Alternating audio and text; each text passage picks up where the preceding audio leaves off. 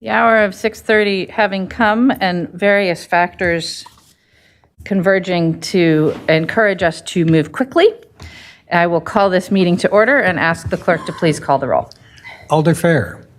Alder Fair is present. Alder Tischler. Alder Tischler is present. Alder Verveer. Here. Alder Veer is present. Alder Vitiver. Present. Alder Vitiver is present. Alder Wahelia. Alder Wahelia is present. Alder Benford. Present. Alder Benford is present. Alder Bennett. And Alder Carter. Alder Conklin. Alder Conklin is present. Vice President Curry.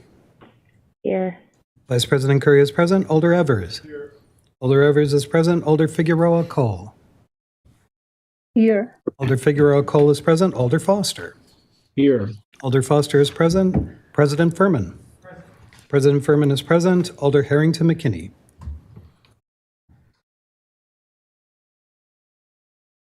Present. Alder Harrington McKinney is present. Alder Heck. Alder Heck is present. Alder Madison. Alder Madison is present. Alder Miadzi. Alder Miadzi is present. And Alder Paulson. Alder Paulson is present. We have quorum. Thank you.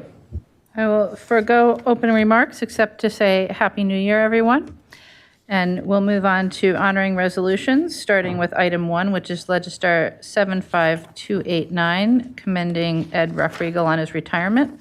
And I will turn to Alder Verveer to kick us off.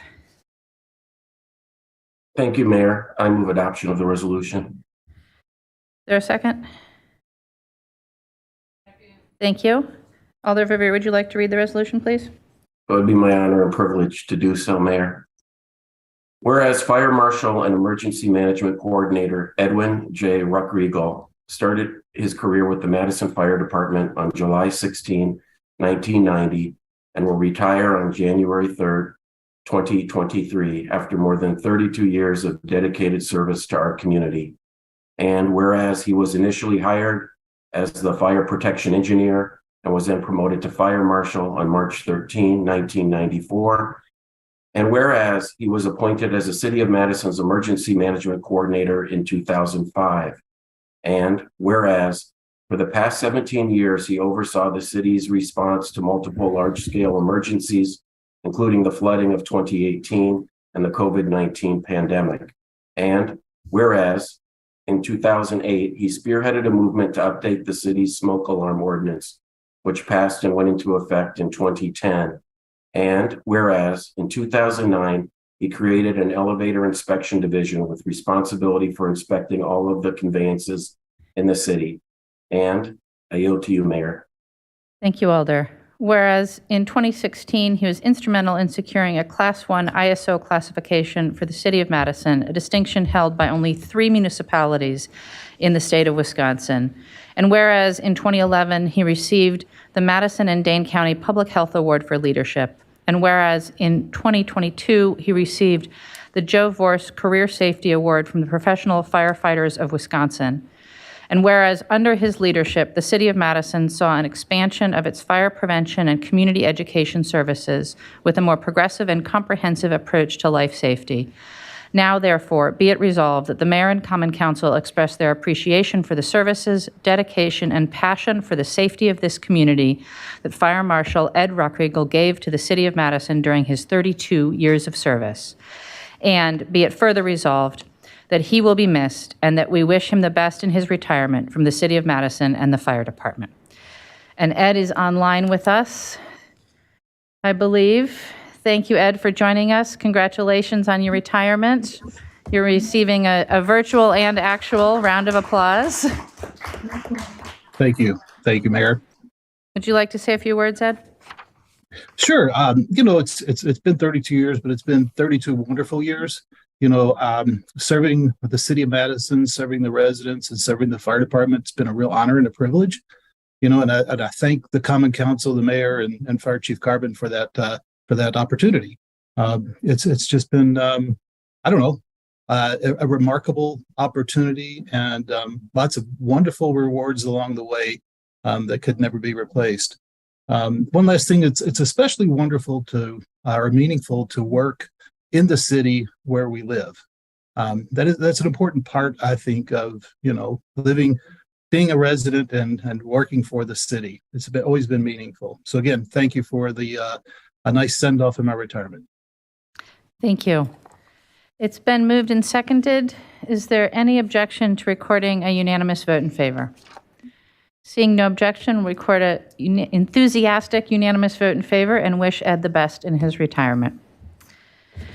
And that will bring us on to item 2, which is 75302, celebrating Monday, January 16th, 2023 as Martin Luther King Jr. Day. And I will turn to Alder Wahilehe for a motion and reading. Move to adopt. Is there a second? Moved and seconded. Alder? Thank you. Celebrating Monday, January 16, 2023 as Martin Luther King Jr. Day. Whereas Dr. King was born January 15, 1929 in Atlanta, Georgia, to the Reverend Martin Luther King Sr. and Alberta Williams King. And whereas Dr. King attended Morehouse College from 1944 to 1948 and was ordained in his final semester.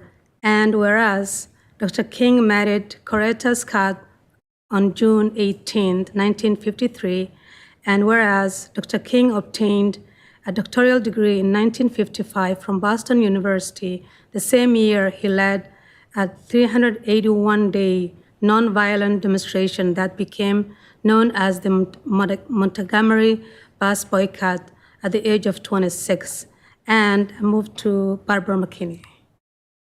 Whereas Dr. King combined Mahatma Gandhi's precepts of nonviolence with Christian social and gospel ideas to expand the civil rights movement and become a national civil rights leader. And whereas Dr. King was elected president of the Southern Christian Leadership Conference, an organization at the forefront of the civil rights movement noted in nonviolent direct action. And whereas Dr. King authored and delivered many well-known publications, books, and speeches, including Letter from the Birmingham Jail, Beyond Vietnam, and I Have a Dream, all of which are among the most revered orations and writings in the English language. And I pass it on to my colleague.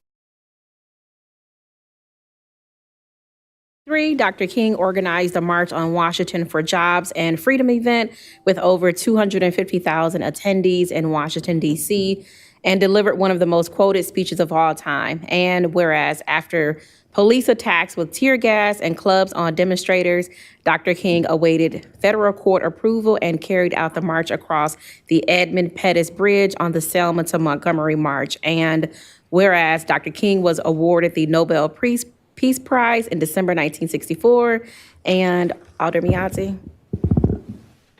Whereas Dr. King's life was cut tragically short when he was assassinated on April 4th, 1968. Yet his legacy remains strong. And whereas Dr. King is considered the most influential spokesperson of early 1960s, helped achieve more progress toward racial equity in his 13 years to achieve activism than in previous 3 centuries, and as one of the greatest leaders in advocacy of nonviolence in history.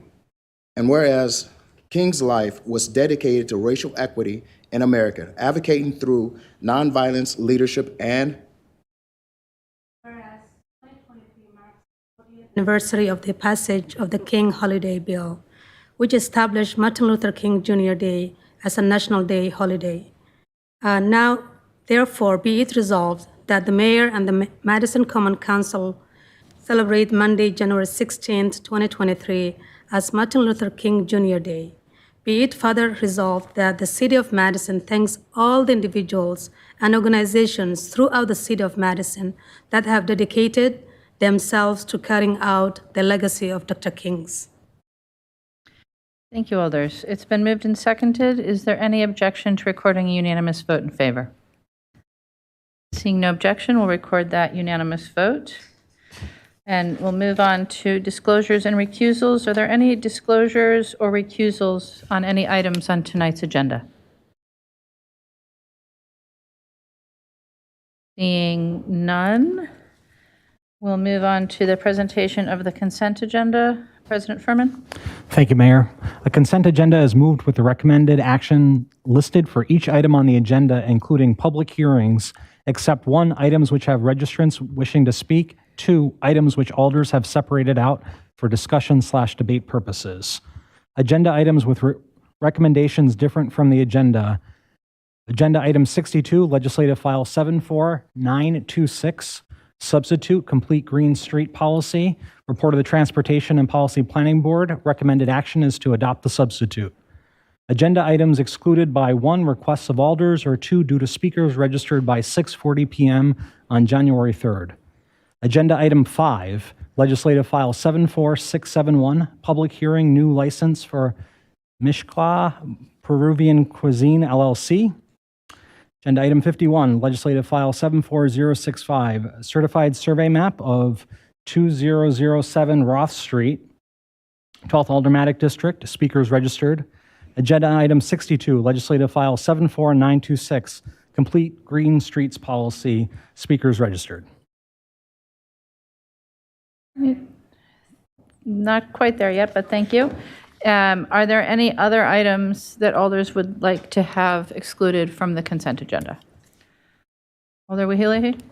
Yeah, I would like to exclude item number 26, not for discussion, but just to make a thank you comment. You could make a thank you comment when we adopt the consent agenda, Alder. Can Yes? I do now? Yes? Okay. So this item was... Mayor, point of order. I'd like this just then removed if somebody's going to speak on it. I'd like this removed from consent. All right. We'll remove 26 from consent. Are there any other items that alders would like to have excluded from the consent agenda? All right. So we'll note exclusion on items 5, 51, 26, and 62. We'll also note on 62 that the motion will be to adopt the substitute. President Furman? Move adoption of the consent agenda. Thank you. Consent agenda has been moved and seconded. Is there any objection to recording unanimous vote in favor? Seeing no objection, the consent agenda is adopted. We'll go on to public comment. Our first public comment is on agenda item 5, which is a public hearing on a new license for Mishkwi Peruvian Cuisine LLC. We have one registrant wishing to speak, Cynthia Garcia of District 15, representing Mishkwi Peruvian Cuisine. You have Cynthia?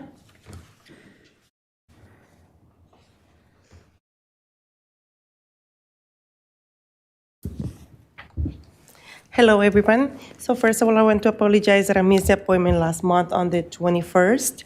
And I would like to ask, please, if you can send my application back to the alcohol committee meeting.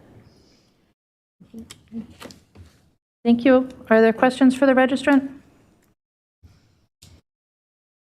Seeing none, thank you very much. All right, and the next item with registrants wishing to speak is item 51, approving a certified survey map of property owned by the Kraft Heinz Food Company and Lincoln Avenue Capital addressed as 2007 Roth Street. Our first registrant is Jennifer Argelander of District 12, to be followed by Rebecca Leidner, to be followed by Christine Elholm. Do we have Jennifer? Yes. Go ahead. Hi, I'm Jennifer of Sherman Neighborhood Association, and I'm opposing item 51 until a phase 1 and 2 environmental assessments be completed before any residential housing is approved and soil disturbed. We support the area for the CN, but not for the TRU2 and RMX designations.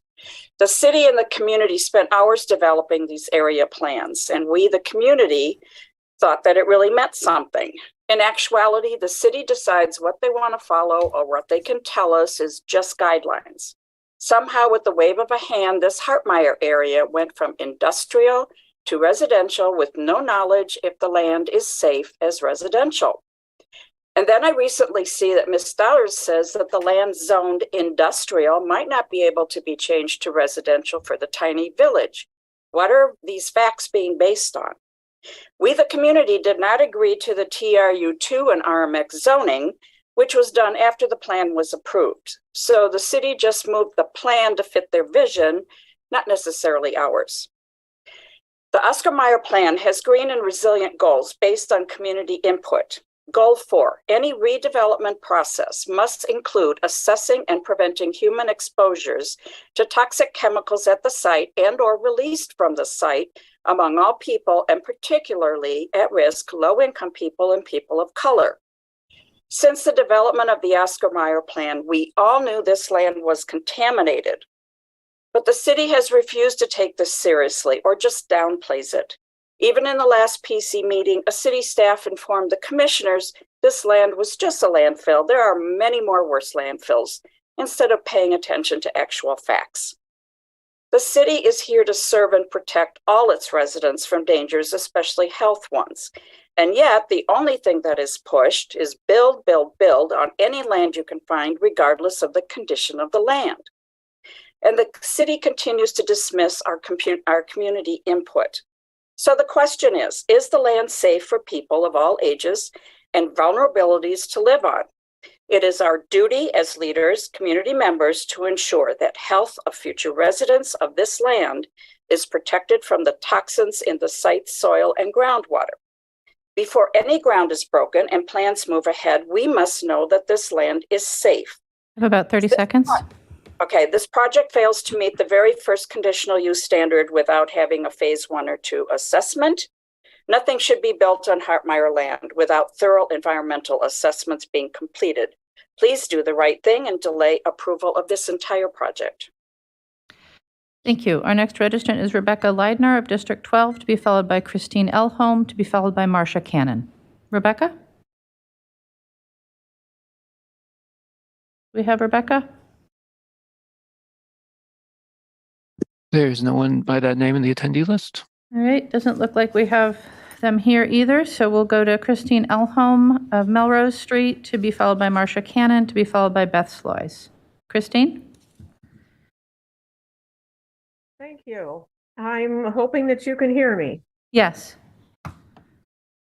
I am opposed to agenda item number 51.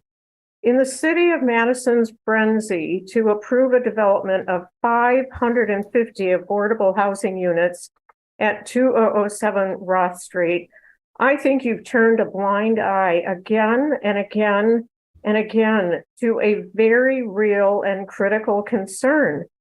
That is building on known contaminated land. Why don't units of city government halt this rush before it's too late and agree that PH1 and PH2 testing is essential on land prematurely rezoned for residential housing? Why should a certified survey map move forward before thorough testing is completed? I wonder, is it your fear that the extent of contamination and that health and safety risks would be revealed? Why is the need for testing so obvious to local citizens who have taken the time to immerse themselves in this process while it is repeatedly downplayed by city officials? Isn't foresight better than hindsight?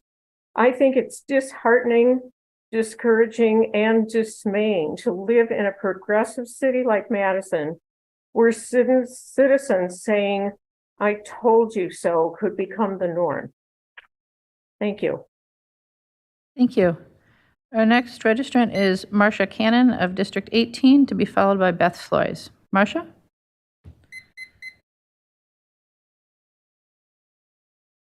Do we have Marcia online? I'm unmuted, correct? Yes, there you go.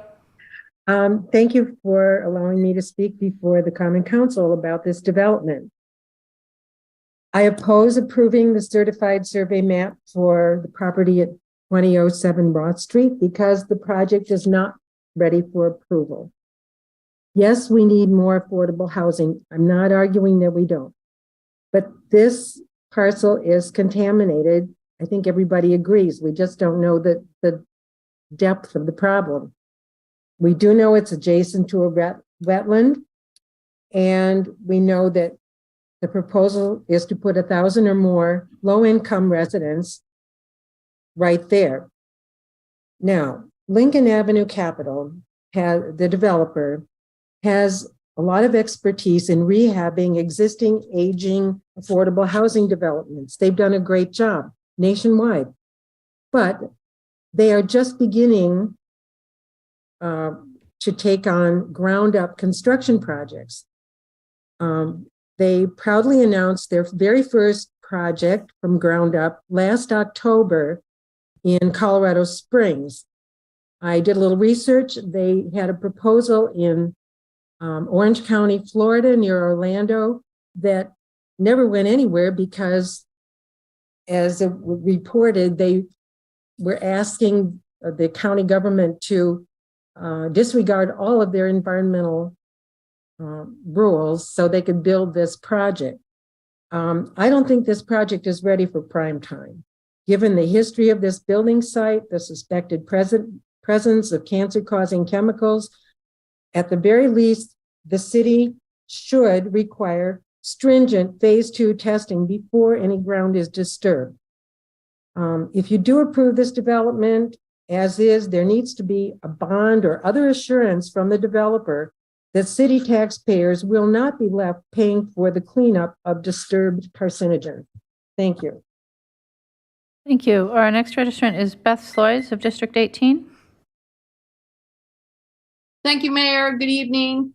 I'm asking you tonight to either vote no on this agenda item 51 or please put it on file without prejudice.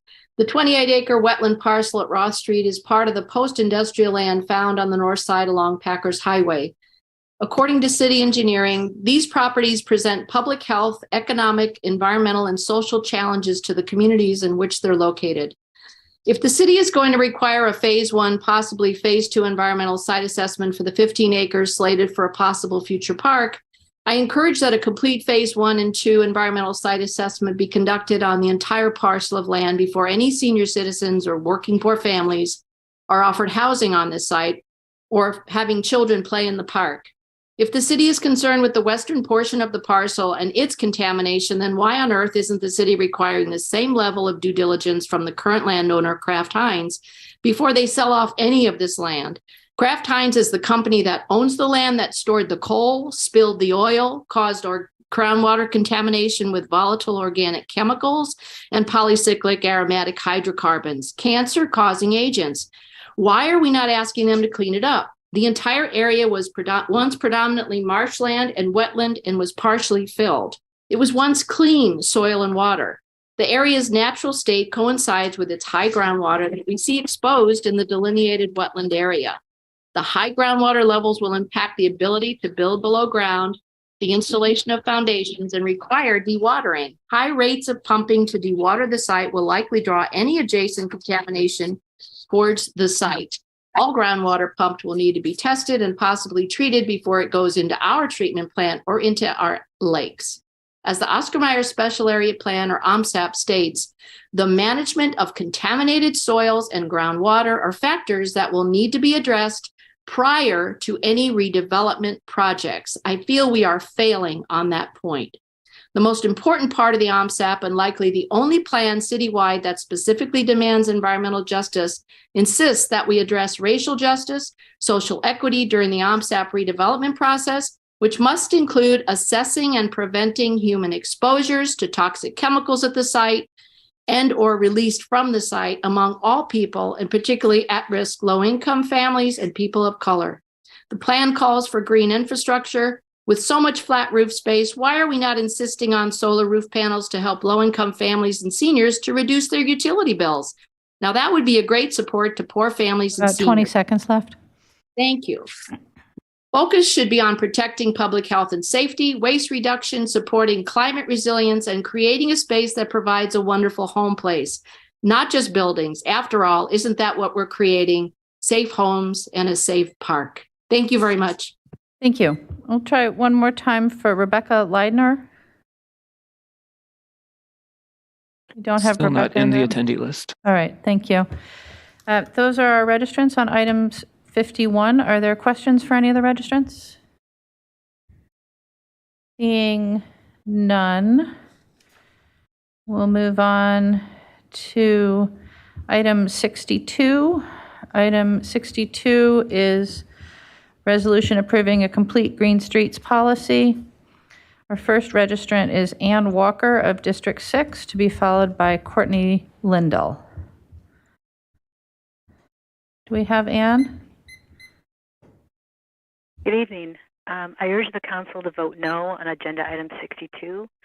In 2019, the Wisconsin State Journal featured the front page article, Investing in Trees Urged. In the article, former head forester Marla Eddy is quoted as saying, "A sustainable urban forest does not happen at random, but results from a community-wide commitment to its creation and management." In addition, their article goes on to say that trees are not evenly distributed. Sometimes that's for logical reasons, but other times it's a result of decisions that don't place sufficient value on trees and the benefits. The Urban Forestry Task Force report has urged a canopy coverage goal of 40% tree canopy, using tree canopy analysis at a neighborhood level. Isthmus neighborhoods have seen quite a bit of development over the years. In the City of Madison downtown plan, it says, quote, "Recent development has generally occupied more lot area and left less room for existing or new trees. This has put a premium on having healthy and sustainable trees along streets and sidewalks. Trees with larger canopies, in particular, can greatly enhance a streetscape. The importance of street trees in maximizing the goal of developing a tree canopy on downtown streets cannot be overstated. I strongly urge the council to not pass item 62. Every neighborhood should have a goal of 40% tree canopy and have a clear path forward on how to achieve that 40% canopy coverage. Thank you." Thank you. Alder Harrington McKinney, did you have a question or a point of order? Yes, Madam Mayor, I do have a point of order, and I'm looking at the screen and I'm questioning quorum because I see Alder's cameras off. So I request that Alder's turn the cameras on. I think we're fine, Alder Harrington McKinney, but we will keep an eye on it. Thank you very much. All right, our next registrant is Courtney Lindell of District 6, representing the Marquette Neighborhood Association, to be followed by Linda Lenhertz. Hi, again, I am Courtney Lindell, and I am here on behalf of the Marquette Neighborhood Association. The Marquette Neighborhood Association believes there is much to support with the complete Green Streets plan, but reducing the terrace size will greatly change the tree canopy in historic neighborhoods that do not have large terraces. Given the reduction of terrace width, canopy trees, such as the iconic elms, will slowly disappear in historic neighborhoods, leaving much of our densely populated areas without the climate-fighting power of a strong canopy. Recommended canopy coverage is 40%, and we would like to see that in every neighborhood in Madison, especially in densely populated neighborhoods like the Marquette neighborhood. What is the current percentage of canopy coverage in historic neighborhoods, and what will be the future percentage in the next 10 to 20 years with this new policy? The complete Green Streets allows for greening technology such as Silvacells, yet is not universally applied. According to Complete Green Streets, Silvacells will not be used in streets deemed neighborhood or neighborhood yield, which makes up a large area of historic neighborhoods. Why was the use of greening technology like Silvacells not extended to each neighborhood, particularly those with traditionally smaller terraces? We are in a global climate emergency. The Marquette Neighborhood Association believes in maximizing and preserving a healthy urban tree canopy to increase the historic beauty, the strength of community, and the reduction of the heat island effect in our neighborhood. as well as to support both climate resilience and climate change mitigation. Although there are many good aspects of the Complete Green Streets plan, the measure fails to adequately address the needs of large canopy trees in historic neighborhoods. We urge those who are voting on this measure to ask those previous questions and to send this document back to committee until amendments are made to protect the tree canopy for everyone who lives in Madison. Thank you for your time. Thank you. Our next registrant on this item is Linda Lenhertz of District 6.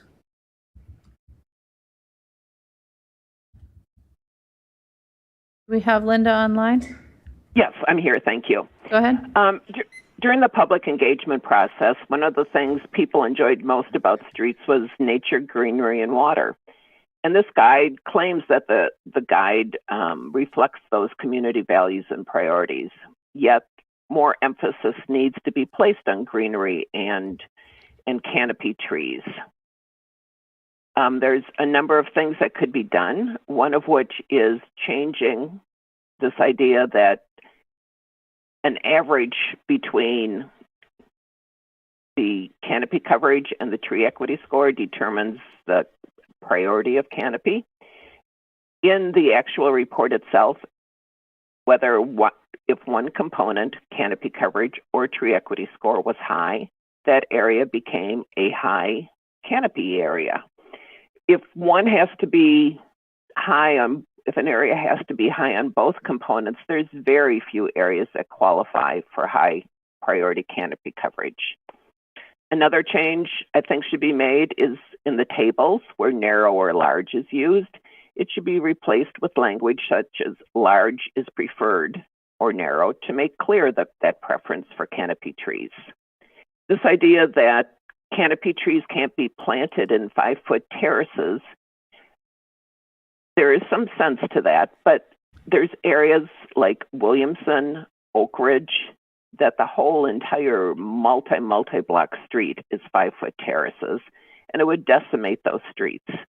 And so I suggest that the guide specifically allow for replacement canopy trees where such trees currently exist, or at least where on those streets where there's 2-3 blocks or something, or more of 5-foot terraces, that canopy trees can be planted on those areas. Another thing that could be done, that has been done, is take an easement when redevelopment occurs so that the terrace can be widened. On 817 Williamson, a 3-foot easement was taken, so the terrace was 8 feet, and that can support a canopy tree. In that way, at least pockets of canopy trees could be created. Undergrounding was not addressed in this guide. It was something that the Urban Forestry Task Force report recommended that criteria be developed for. It recommended that under the street design recommendations.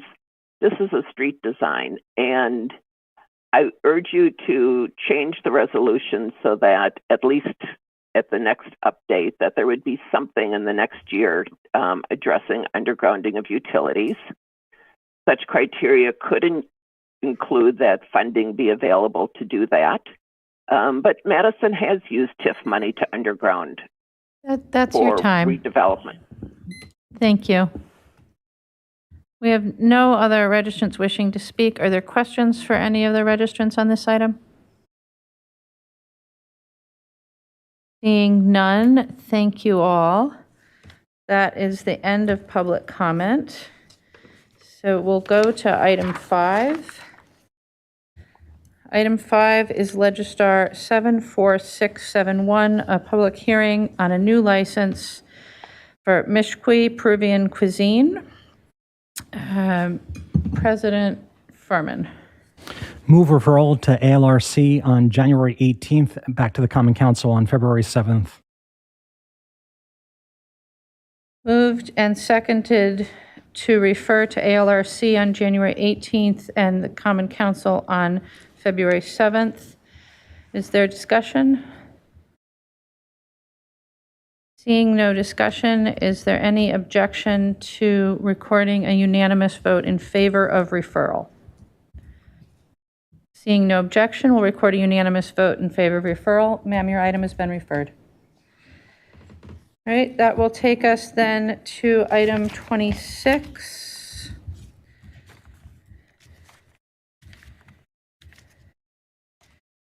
Item 26 is Legistar 70642, the second substitute of establishing an elected and appointed official code of ethical conduct. President Furman? Move adoption of second substitute. Moved and seconded to adopt the second substitute. Alder Wahilahi? Thank you, Madam Mayor. I just want to say a few words and thanks everyone who is involved. This code of conduct will uphold and promote the highest ethics from our elected officials. It's important as an elected officials, we share a commitment to ethical values and service to the city of Madison. After so many hours and so many efforts done by Attorney Haas and our Chief of Staff, Karen, I really want to express my gratitude for doing the research and their input into this ordinance. This code of conduct is an effort from not only the staff, but also the working group that put an effort to bring and add their input into that. Additionally, my hope is by adopting this code of conduct, it is my expectation for the Madison Common Council, individually and as a whole party, will aim to these highest standards. So as the sponsor and the author of this ordinance, I want to express my gratitude to everyone who was involved and hope you will adopt this ordinance. Thank you. Thank you, Alder. President Furman? Thank you, Mayor. I wasn't going to speak on this, but I just want to speak briefly and really thank the subcommittee for their work. Vice President Curry, Alder Vitiver, and Alder Tischler, and those that came to the meeting to help author what's in front of us this evening. I think it was incredibly important for us to have an open and transparent process on a policy this important, and I'm really grateful for the work of that committee and for all the staff support they got. So thank you. Thank you, Alder. Is there further discussion on item 26? Seeing none, it's been moved and seconded. Is there any objection to recording unanimous vote in favor? Seeing no objection, we'll record a unanimous vote in favor of item 26. We will go on to item 51, which is Legistar 74065, approving a certified survey map of property at 2007 Roth Street. President Furman? Move adoption. Moved and seconded to adopt. Are there questions for staff? Is there discussion? Alder Miadze? Yes, I just wanted to ask staff if there was, as far as phase 1 and phase 2, I wanted to know about if there was agreement to have the contamination taken place before the plans of having residential. Thank you, Alder. I'm not sure. I think I see Heather. Oh, here we go. Heather, go ahead. Thank you, Mayor. Thank you, Alder Miadze, for the opportunity. So a short answer would be yes. We do have the necessary conditions of approval on this certified survey map to ensure that the property owner, and in this case, the developer, once they purchase the property, will move forward with a phase 1 environmental assessment and share the results of that assessment with the city for further analysis. And then the city at that time, specifically within city engineering, will determine whether a phase 2 environmental assessment is needed. The bottom line is that this new property owner will need to meet all of the requirements from our state's Department of Natural Resources in order to move forward with the environmental cleanup needed to transition the site for residential use. I guess my next question is, how is that going to be shared with residents, especially of the 12th district, before it goes forth? I think it's important that people know that the cleanup has been done. So I'm just wondering, is Certainly. that something we're going to do? So the State Department of Natural Resources does maintain a publicly accessible database showing all of the, technical documents and the status, importantly, of all of the sites. And so that would not necessarily be available through the city, but it would be made available publicly through the State Department of Natural Resources.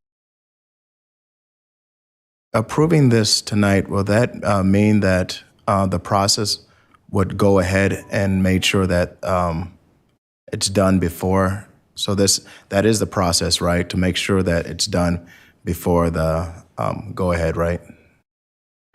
Absolutely. Approving this certified survey map tonight simply creates 3 new lots consistent with the adopted plan for the Oscar Mayer special area.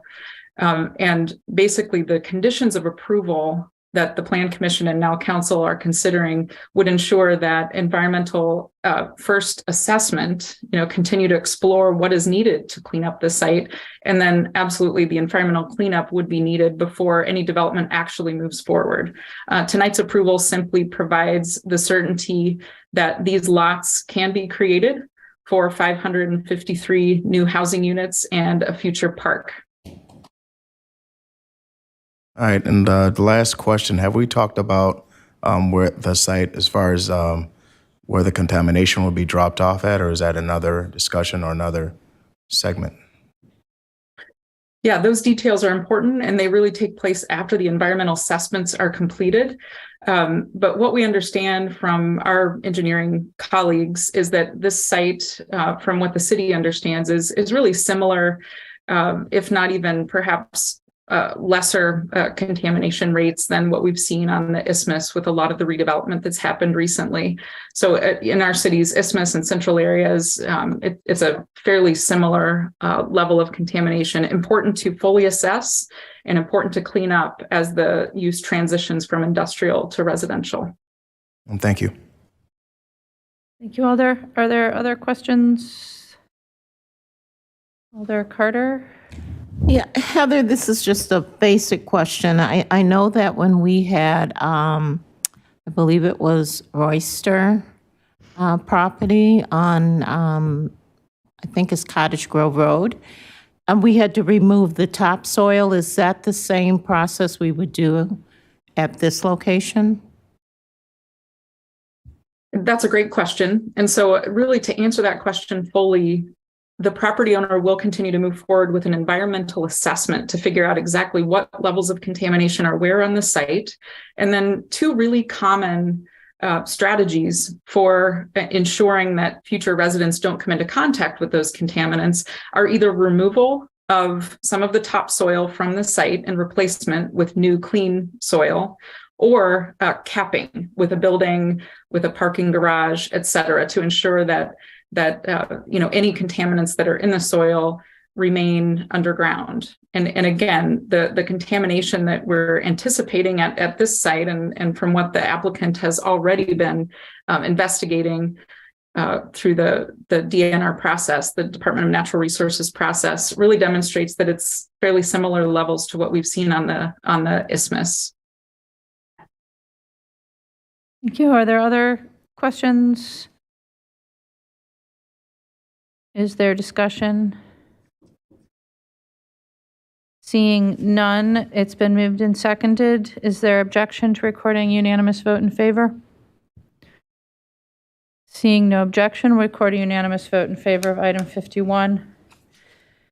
And that will take us to item 62. Item 62 is Legistar 74926, a resolution approving a complete green streets policy. President Furman. Move adoption of substitute. So a motion and a second to adopt the substitute. Are there questions for staff? Alder Carter. I just wondered if staff can do a brief overview first. Absolutely. Is anyone here? I think there are several people here, Alder. Yay. Who would like to take the lead? Renee? Yeah, I think maybe Tom is going to say a couple things, and then I'll do an overview of the remaining items. Okay. Yeah, thank you, Renee.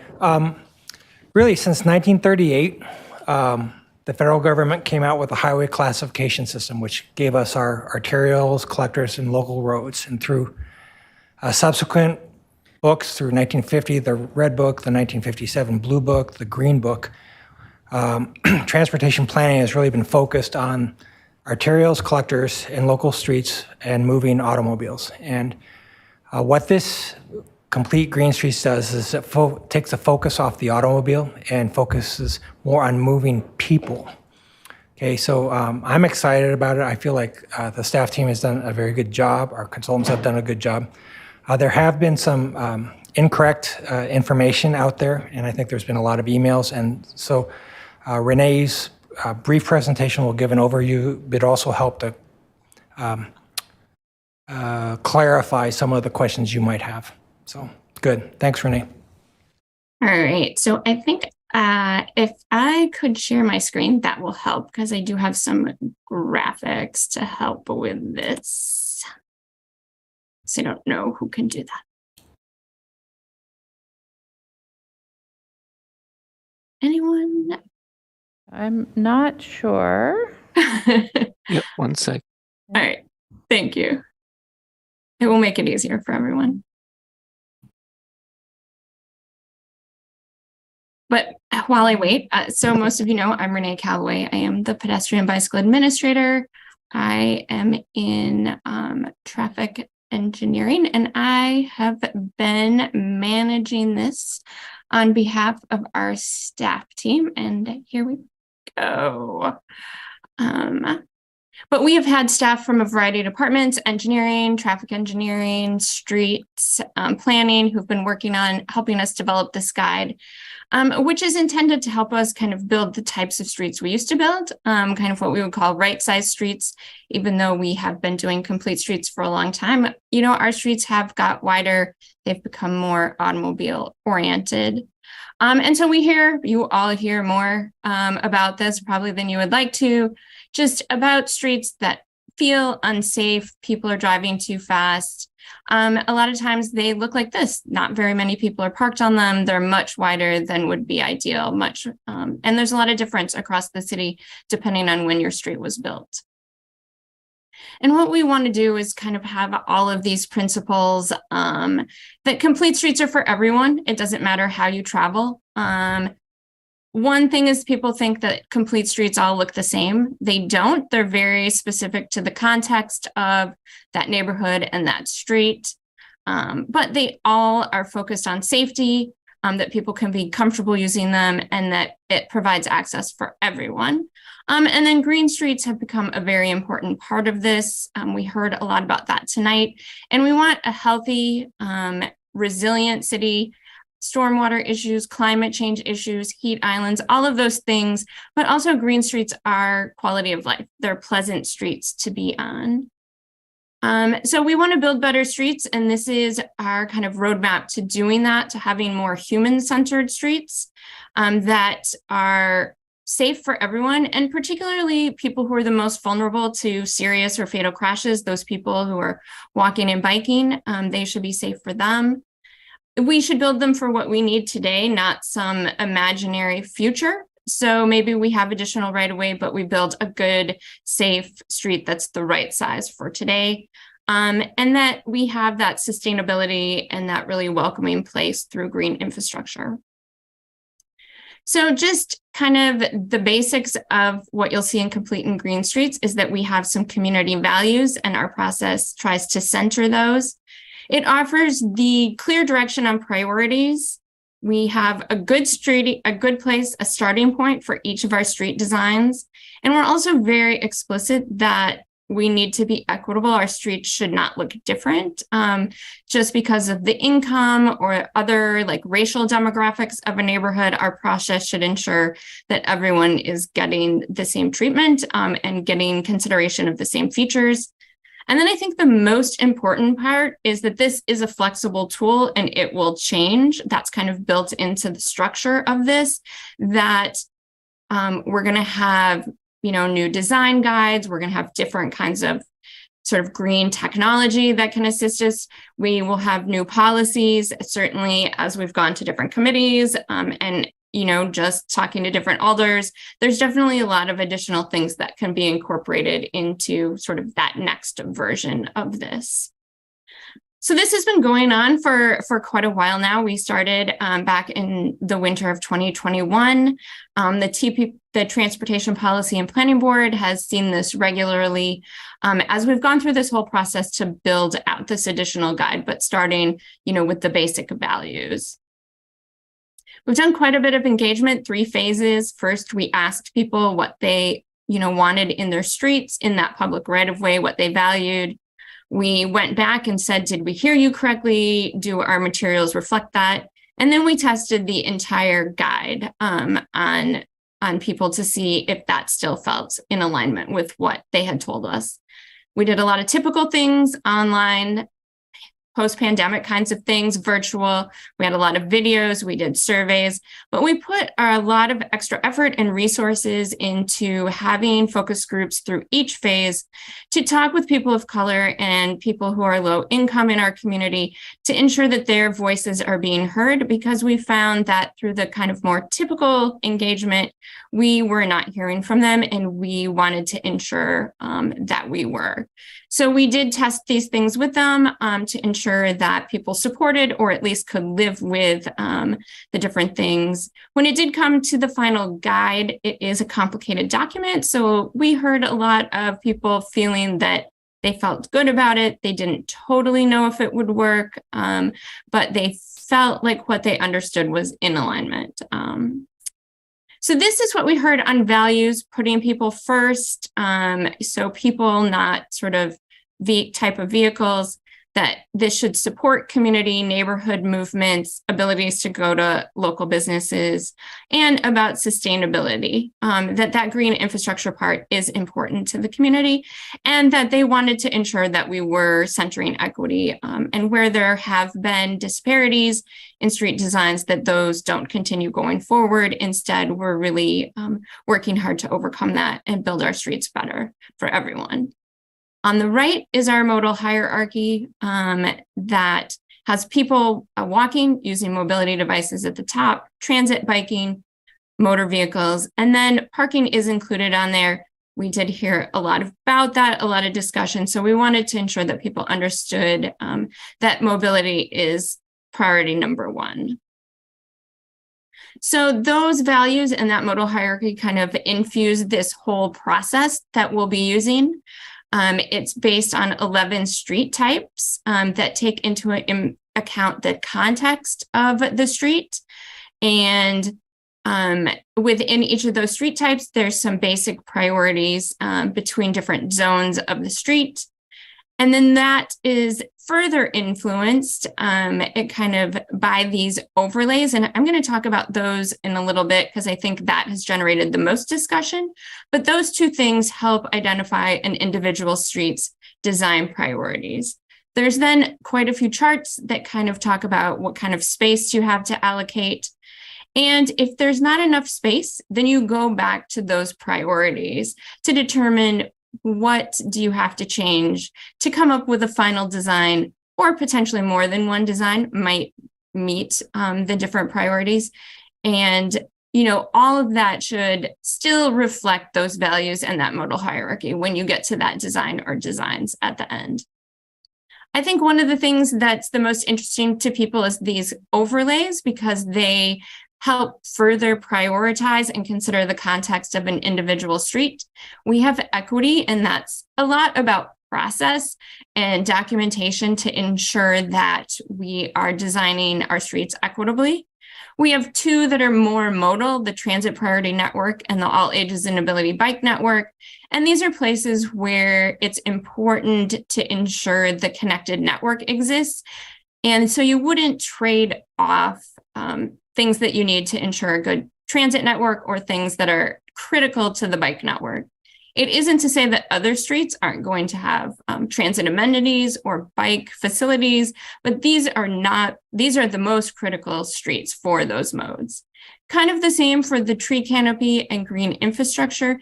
These are the streets where the most important, where the priority is the highest. So if something needs to be traded off in the zone that has trees or has green infrastructure, it wouldn't be those things if they're priority. And then the national highway system and truck routes are just an overlay because they require additional steps. They require some coordination with the Department of Transportation. And so they cannot be ignored. And it's an important component of the design. So I'm going to talk the most now about the tree canopy priority because we've heard a lot about that. So within the tree canopy priority goal, it reflects a lot of what is in the Urban Forestry Task Force report. And it reflects that we do want to get to that 40% tree canopy goal, but it is trying to get down to how do you do that at the neighborhood level? How do you do that at the individual street level? So it sort of is a way to find the places where trees are needed the most, and they need to be a high priority for that area so that we can ensure that we're not making trade-offs when it comes to what you need to make that happen. It also tries to get at, for some of the more technological solutions, the suspended pavement. It gets to how do you decide where to put that and where to prioritize that.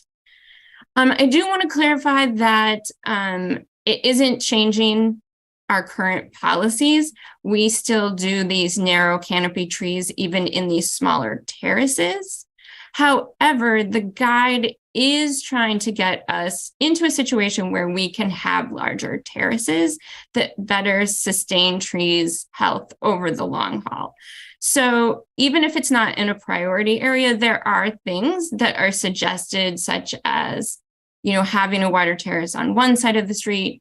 You can do some curb bump outs that get a little bit more space. So there are definitely things, even in non-priority areas, to support healthier trees.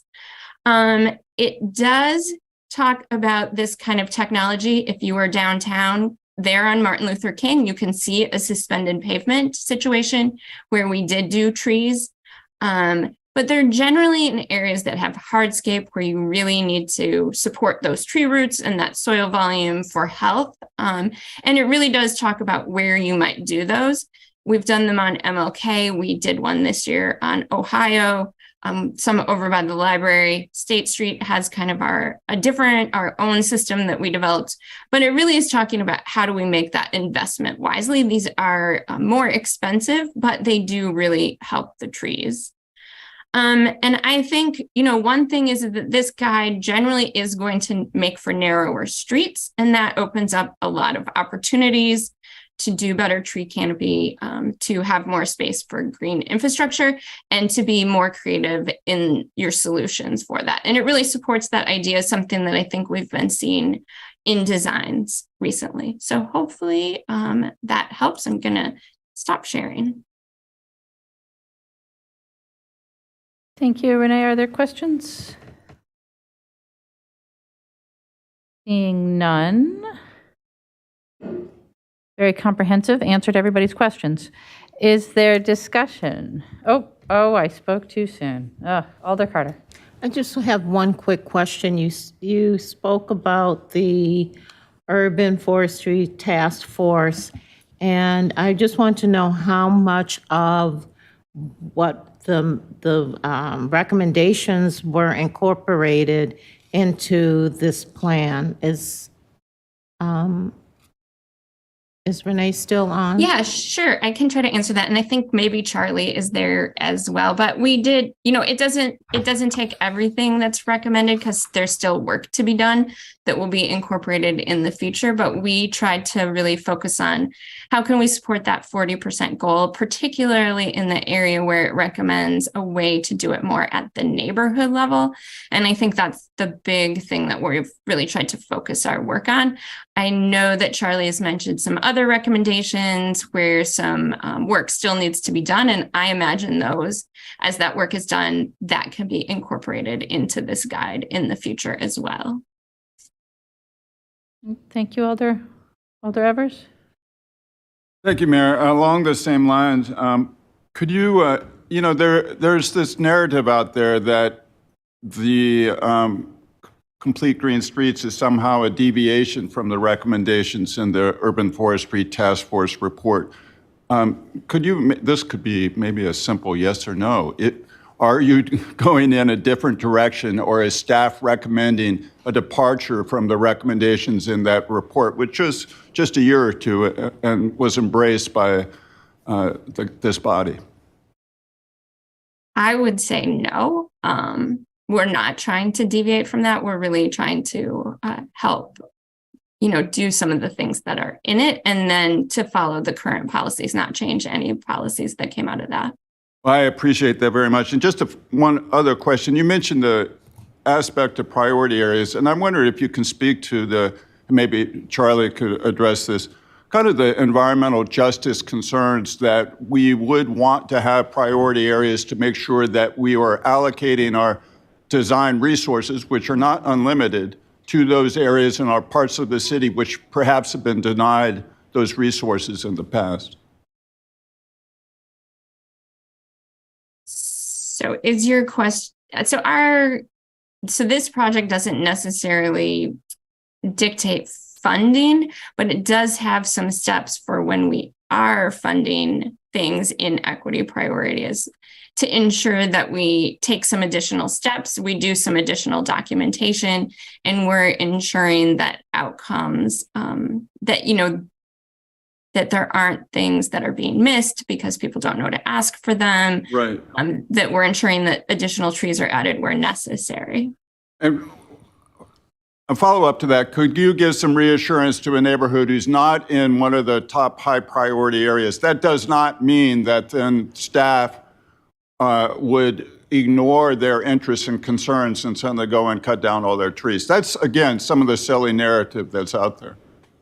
Oh, absolutely. That is not the goal at all. The goal is, even in places that have good tree canopy, that we're continuing to improve that and ensuring the health in the long term, knowing that some neighborhoods have good trees, and in a project we can do even more to make them healthy. Thank you. Thank you, Alder Miadze. Yeah, I just wanted a little clarification about the 40%. I know a lot of cities use what is called a tree equity score, which is a matrix that helps cities assess how they're delivering equitable tree canopy across to residents. So can you elaborate on that? Is this like a matrix that we're using? Sure. So there's a national tree equity score, and we use that information, but it's at the census block group. So we also look at more detailed information that we have locally that forestry has. And we look at both, not just one alone. And if one of them is, high priority, then it's considered high priority. Does that answer your question? Yes, thank you. Thank you. Alder Benford. Thank you, Mayor. Renee, I have a question for you. You, I think, attempted to clear up some, perhaps, I don't want to say misinformation or just some confusion. And I heard from many amazing people from District 6 and the concern about historic neighborhoods and the future of trees. And you, I think in your presentation, cleared up that terrace space perhaps, but I guess I'm still really confused because, as you know, we were all issued many emails around this in opposition. Can you maybe, I don't mean to be redundant, but go back and perhaps address the concerns about in historic neighborhoods? And Sure. I think there's probably, this is a complicated issue, and hopefully Charlie can jump in if I miss anything, but I think there's concern over areas that have smaller terraces.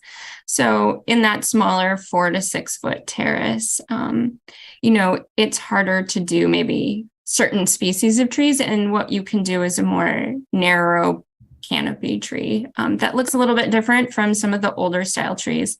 I think with this guide, the thing that perhaps is a little bit hard to kind of understand when it's new until we do some projects is that the idea is when we reconstruct a street, even if there is a good tree canopy, maybe it isn't high priority for addition, we're still going to want to do what we can to increase the health of the trees that exist. And that may mean that we want to increase that terrace size.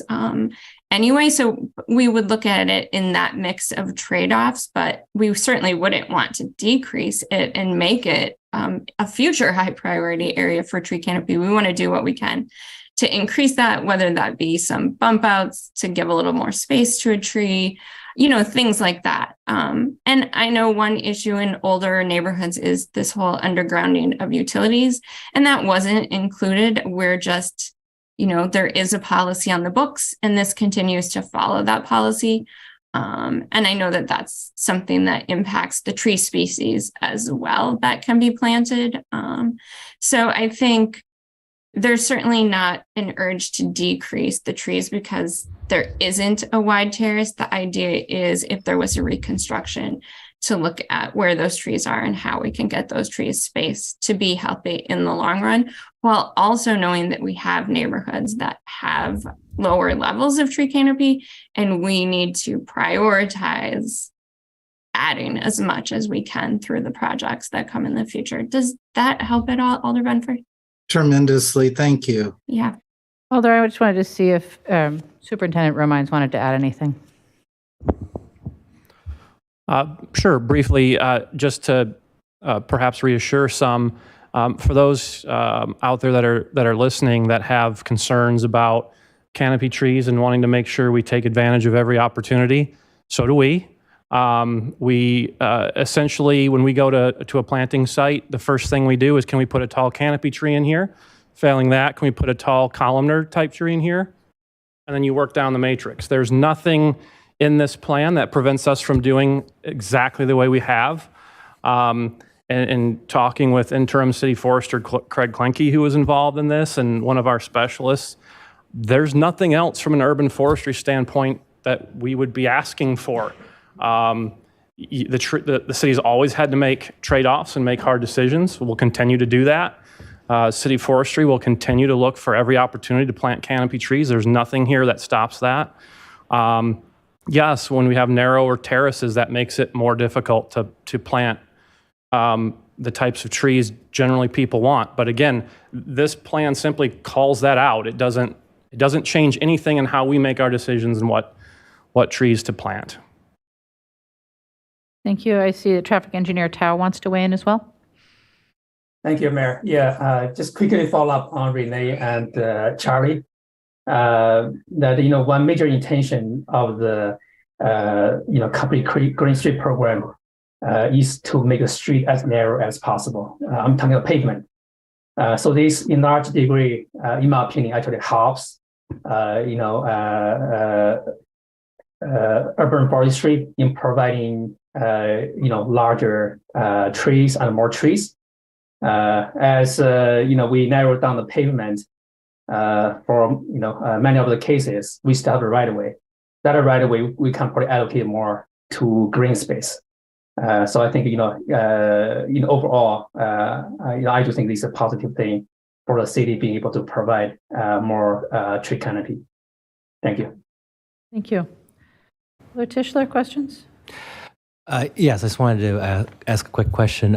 Just assurance, we this past summer we had a lot of tree damage in District 11. We have quite a bit of trees, and just assurance that as trees do become susceptible to to storms, also with disease, that there are plans to replace those.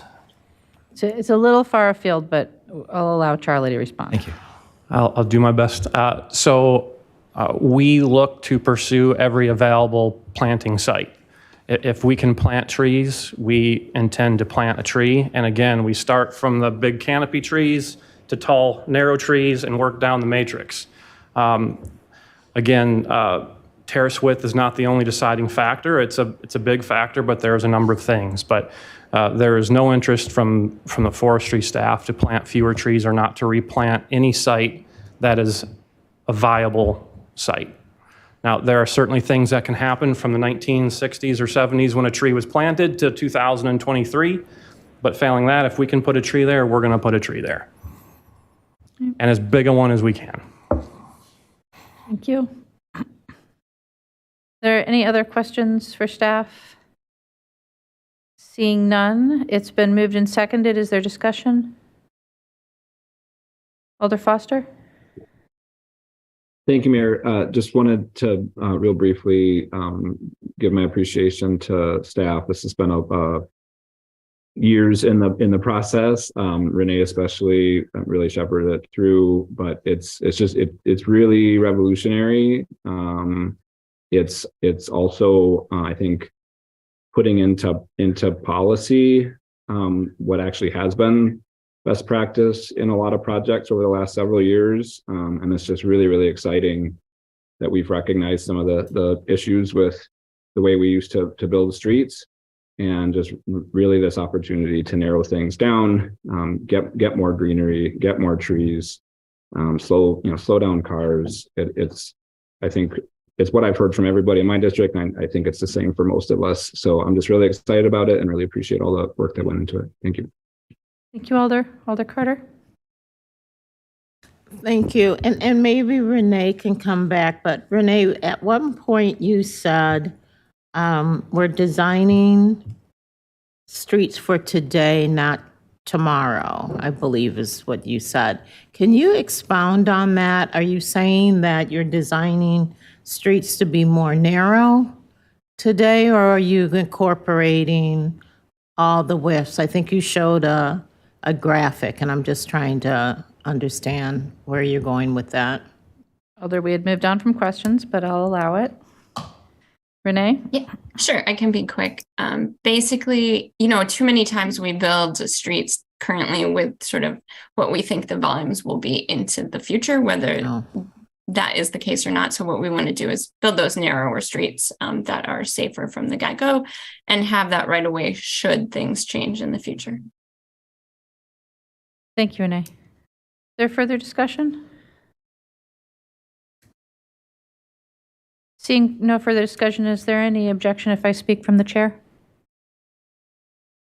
Seeing no objection, I just want to add my thanks to staff as well, Renee in particular, but also Tom and Charlie, and there's a whole host of people that worked many, many hours on putting this together. I was trying to remember, I think we started in 2019, and so it's really been a very long push to get this policy in front of you tonight.